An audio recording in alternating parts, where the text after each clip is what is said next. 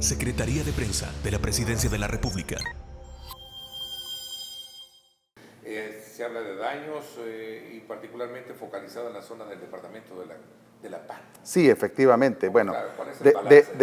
de hecho el epicentro como tal, de este sismo que alcanzó una magnitud de 6.3 se tuvo específicamente frente a las costas de La Paz, ¿verdad?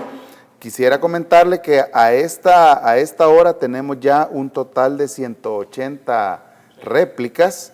De esos, muy pocos se han sentido, específicamente los que de verdad han tenido, diría yo, o han sido más perceptibles, han sido 24 sismos. Daños, sí, definitivamente se han tenido algunos daños, no de consideración, pero creo que es importante que la población sepa que hay algunas viviendas que han sufrido daños, no han llegado al punto de colapso,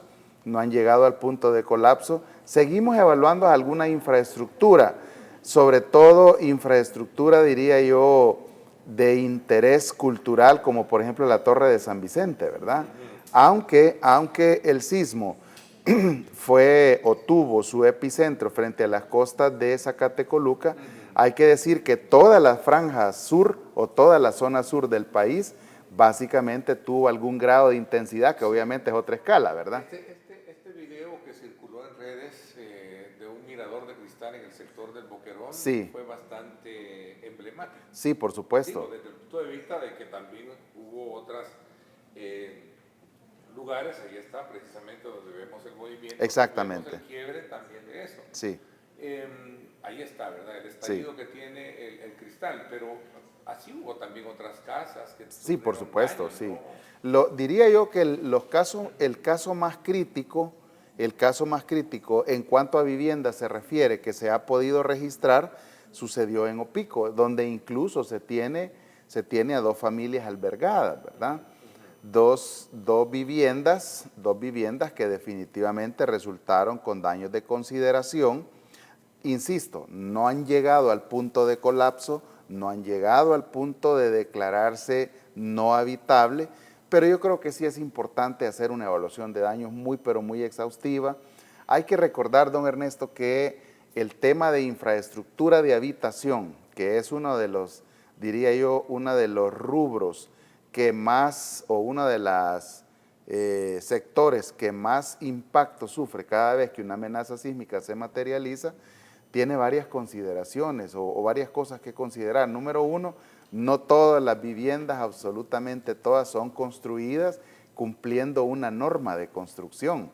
En algunos casos, por ejemplo, sobre todo en el área rural, sí, donde se construye con lo que se puede. Forma, sí. Exactamente, y entonces, pues eso... que no hay una reglamentación técnica, ¿no? Sí, yo diría que sí hay una reglamentación, pero el tema es que, por ejemplo, en el área rural, mira fulano, le voy a hacer otro cuarto a la vivienda, ¿verdad? O le voy a poner otra, o voy a botar esta pared. Entonces, incluso me explicaba un ingeniero estructuralista que básicamente es el que se encarga de hacer ese tipo de evaluaciones como parte del conjunto de la Comisión Especial de Riesgo Sísmico, me dice, en algunos casos se ha visto que, por ejemplo, viviendas que son construidas dentro de un proyecto habitacional son entregadas, ¿verdad?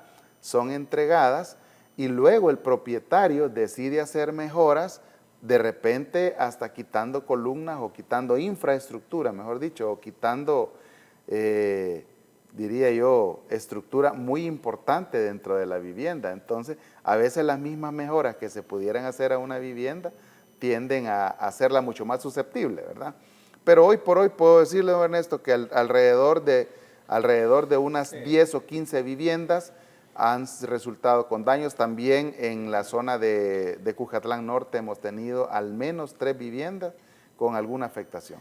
A ver, indudablemente que es difícil poder predecir el tema de los sismos, pero sí se puede de alguna manera tener como un avistamiento a partir de ciertas tecnologías.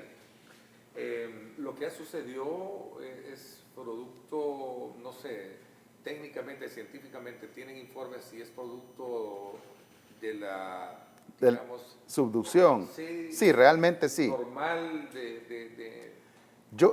Bueno, en principio ¿o es el presagio de algo más? No, fuerte en que absoluto. no lo Sí. sé, ¿no? En absoluto. En principio, don Ernesto, yo creo que es importante dejarle claro a la población que fenómenos como estos son simple y sencillamente parte de la dinámica geológica que tiene nuestro país. Es una situación normal en cuanto a la dinámica geológica se refiere, claro. Sabemos que El Salvador tiene dos fuentes principales de sismicidad. Uno que tiene su razón de ser en el fenómeno de subducción, que pareciera ser que en este caso fue el que produjo o el que provocó la ocurrencia de este sismo, y otro, el fenómeno, o mejor dicho, los sismos que se producen a partir de fallas locales dentro del territorio, ¿verdad? Como las que hemos tenido, por ejemplo, en la zona centro de Ahuachapán. Todos recordarán que en el 2007 y muy recientemente, hace 2 años, en Turín tuvimos un enjambre sísmico que dejó alrededor de al menos unas 40, 50 viviendas, ¿verdad? De hecho, tuvimos que estar en el Cantón La Danta atendiendo a las personas. Allá en el 2007 también tuvimos un enjambre sísmico en la zona de Conchagua, donde ahora hemos vuelto a tener uno, donde se ha contabilizado en total. Entonces, es importante que la población comprenda dos cosas. Número uno, es una situación normal dentro de la dinámica geológica que tiene nuestro país. Número dos, no es el presagio, o sea, tampoco podemos decir que no va a pasar. En nuestro país estamos a la orden del día de la sismicidad, ¿verdad? De hecho, estamos sobre el cinturón volcánico, ¿no? Exactamente, el cinturón de fuego, que justamente incide mucho en la dinámica geológica, tanto en lo relativo a los volcanes como en lo relativo a la sismicidad. Y donde nos ubica en una condición bastante vulnerable. Definitivamente. ¿Verdad? Según las mismas teorías científicas, ¿verdad? A partir de toda la falla de San Andrés que viene desde Alaska, pasando por California. Bueno, recientemente California tuvo también un sismo pero muy importante, ¿verdad? Y se sigue todavía esperando el sismo que en teoría debería producir muchísimos daños de acuerdo al análisis de riesgo que ha hecho el Servicio Geológico de los Estados Unidos, que debo decir también es una fuente muy importante de información científica, ¿verdad? Que es una realidad que no se puede, digamos, dejar de hablar, aunque al final la naturaleza es impredecible, al menos en esos términos, sí, ¿no? al menos en esos términos. En términos muy concretos, ¿el país está preparado para eso? Tenemos, por supuesto, tenemos el plan de contingencia que fue presentado justamente hace 2 años, de verdad. Más que presentado, fue actualizado con una variante que viene, diría yo, había sido una deuda en el país con respecto a la coordinación de la respuesta relativa a la sismicidad. Hemos creado, diría yo, de forma paralela al plan de contingencia, un protocolo de actuación de todas las instituciones del sistema que a partir de competencias institucionales deberían hacer tal o cual cosa. Aparte de eso, quisiera comentarle que al menos en el último año hemos logrado constituir la Comisión Especial de Riesgo Sísmico, en la que tal vez usted recordará la famosa CER que se constituyó después del terremoto de 1986, ¿verdad? Que fue aquella Comisión de Evaluación de Riesgo Sísmico, que así se denominaba CER, que en algún momento incluso se ocuparon de ponerle banderas a una buena cantidad de edificios, seguramente lo recordarán. Sí. Banderas amarillas, rojas, verdes y no me acuerdo qué otras. Sí, entonces, todavía hay edificios que fueron bajo ese, claro, digamos, bajo esa simbología, identificados como inhabitables. Claro. Y entiendo que todavía hay. Mire, sí. Están siendo habitables. Hay uno, si no me equivoco, y perdón si cometo el error, pero en el sector de San Jacinto, por ejemplo, donde existe una falla según... Sí, exacto. Sí. Y de hecho en el 86 se manifestó esa falla. fuertemente ahí esa zona, ¿no? Sí, ahora... ¿Cómo se llama este edificio? Pero que está, no lo recuerdo, pero... Lo que es el ex Cine Regis. Exactamente. ¿Verdad? Ahí está un edificio que se supone debería estar inhabitable, pero está habitable. Hasta donde nosotros sabemos no está habitado. No está habitado, porque es una de las cosas que hemos venido haciendo también. Y quisiera comentarle que en el marco de esta, ahora formalmente constituida la Comisión Especial de Riesgo Sísmico, se han venido generando algunas estrategias muy importantes en las que están inmersas, por ejemplo, el Ministerio de Obras Públicas, el Ministerio de Vivienda, la Asociación Salvadoreña de Ingenieros, ASIA, la OPAMS, el COAMS. Se han venido generando, diría yo, estrategias muy importantes que tienen que ver, en primer lugar, la evaluación de toda esa edificación o reevaluación con un formulario muy actualizado que permite determinar a partir de, diría yo, de utilización, pues, modelos matemáticos, incluso se constituyó en el marco de un proyecto que se ejecutó con fondos de USAID y en asocio con una fundación internacional denominada Miyamoto, se ha hecho un estudio muy importante que le cuento que determina que, por ejemplo, si tuviéramos un sismo en toda la zona, diría yo, metropolitana, habría un número determinado de escombros que remover, habría un número determinado de edificios en los que hay que prestar atención y así sucesivamente. A eso hay que sumarle que en el marco también del plan de contingencia, de la Comisión Especial de Riesgo Sísmico, estamos trabajando de forma paralela, diría yo, o aprovechando, mejor dicho, la cooperación en materia de información científica, ejecutando un proyecto denominado JOCIO.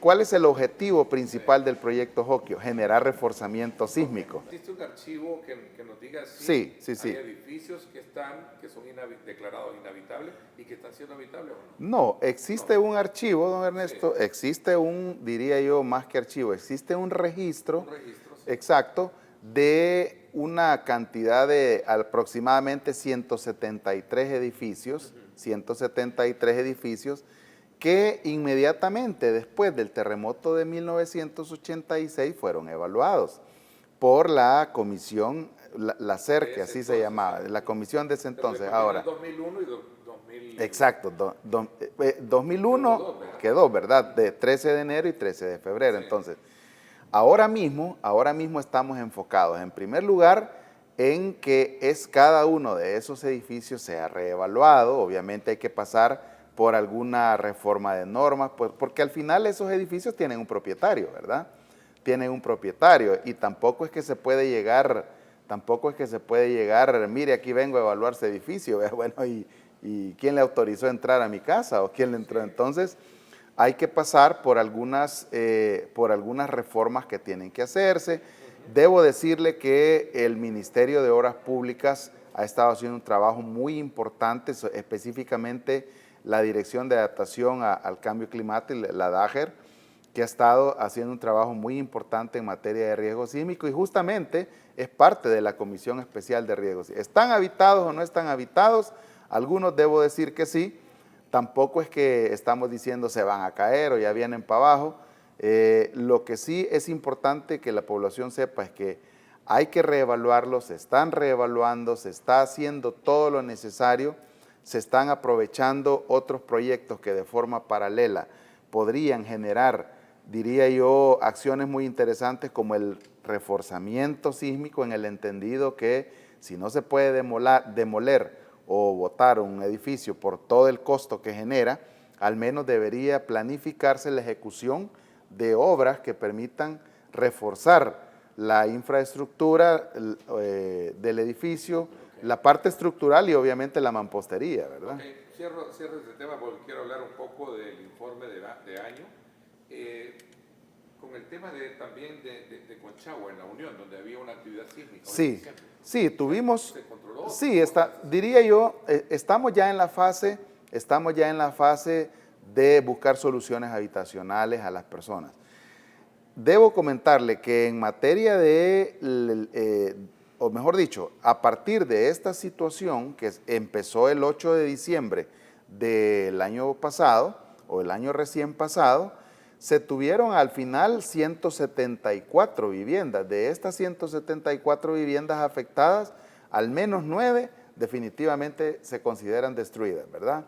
A ellos ya se les ha provisto de una solución habitacional temporal, aprovechando también el trabajo que tenemos como Sistema Nacional de Protección Civil y como Dirección General de Protección Civil, ese nexo muy importante con el equipo humanitario del país, donde, por ejemplo, ACNUR, OIM y otras instancias, el Programa de las Naciones Unidas para el Desarrollo, son socios muy importantes. A partir, digamos, de ese trabajo coordinado, se les ha podido proveer a las personas de una solución habitacional temporal y obviamente pues ahora viene la fase ya en teoría de reconstrucción de todo eso, ¿verdad?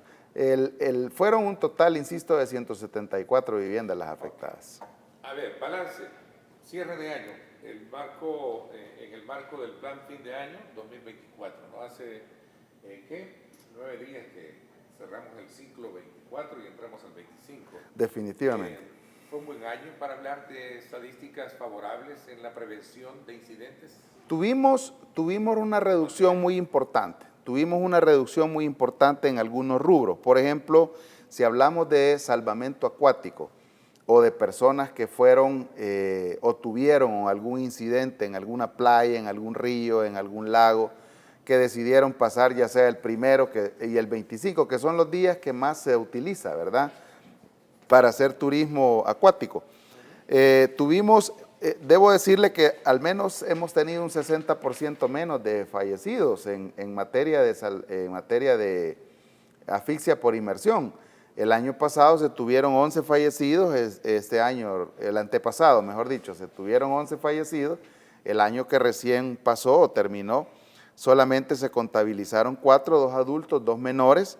No tuvimos fallecidos, y hay que decirlo, en ninguna de las playas donde está desplegado la unidad de guardavidas de la Dirección General de Protección Civil o donde estuvieron desplegados guardavidas también de la Policía Nacional Civil y de la Fuerza Naval, no se tuvo ni un tan solo caso de fallecidos por asfixia por inmersión.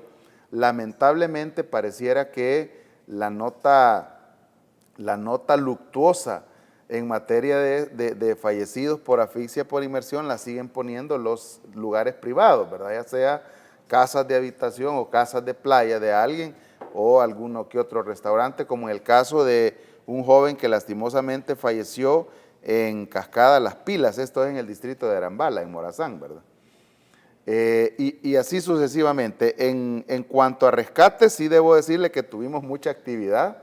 Tuvimos un total de, al final de todo, un total de 29 rescates simples y un total de 81 rescates acuáticos. Aún así, considerando la afluencia turística que hemos tenido, que ha sido muy importante, el año cerró con una afluencia turística muy, pero muy importante. Entonces, yo lo venía diciendo, ¿cuál es la lectura que deberíamos hacer de estos números? O sea, más que números simples que pudieran reflejar si murieron o no murieron, si se rescataron o no se rescataron, hay que denotar cómo esto o cómo ha incidido en estas estadísticas, por ejemplo, el hecho que hayamos tenido muchas más personas en algunas playas, ¿verdad? El Majagual, San Diego, El Espino, Garita Palmera, el Palmarcito, El Espino, el Cuco. ¿Hubo un nivel de conciencia mayor? Yo diría que sí, yo diría que sí. Accidentes de tránsito. En cuanto a los... Con este tema que no quiero entrar en detalles legalistas, sino sí, más bien también hubo entonces, se confirma que sí hubo una tendencia a la baja de totalmente, la conducción temeraria, totalmente, producto de las reformas de tránsito. Sí, totalmente. Y ayer también lo decía el viceministro de Transporte, ¿verdad? Totalmente. El hecho de haber tenido 25% menos, si hablamos en números concretos, conductores peligrosos detenidos. El antepasado fueron 204 conductores peligrosos. Ahora fueron 152. Cualquiera podría decir, pero si solo fueron 50 menos. Pero si de repente hacemos el análisis, ¿qué pasaría si de estos 50 menos que ahora se detuvieron, que no se atrevieron a conducir bajo los efectos del alcohol, alguno de ellos hubiera tenido un accidente como el jovencito que llevaba 8 personas a un microbús el día 1 de enero, ¿verdad? Entonces, en ese caso no es solo él, sino que son 8 personas más, ¿verdad? Entonces, a partir, diría yo, de esa situación... Desde ese punto el ejemplo que usted pone es producto ya y sabedores de la situación en la que se encuentra, de no ser reincidente, pues no sé si eso lo fue con el caso del motorista de ese microbús, sí, sino más bien de saber el problema de cómo iba. Exactamente. Cuando gente que se supone la gente iba confiada de que había contratado. Exactamente. Entonces, diría yo, sería interesante, ¿verdad?, hacer un análisis de cada uno de los casos, pero lo que sí le puedo decir concretamente es que al menos este año fueron 7% menos en fallecidos, el año antepasado fueron 97, este año fueron 90. Otra vez, cualquiera podría decir, pero bueno, pues si solo fueron 7, bueno, son 7 familias que no están de luto, ¿verdad? 743 lesionados, el año pasado fueron 773, estamos hablando de un 5% menos. Entonces, definitivamente, si usted me lo pregunta cuál es mi opinión sobre la reforma, de verdad, sin adentrarme, no soy abogado, sin adentrarme en cada uno de los artículos que fueron reformados, en nuestra opinión y desde la perspectiva del Sistema Nacional de Protección Civil ha dejado muy buenos resultados. Secretaría de Prensa de la Presidencia de la República.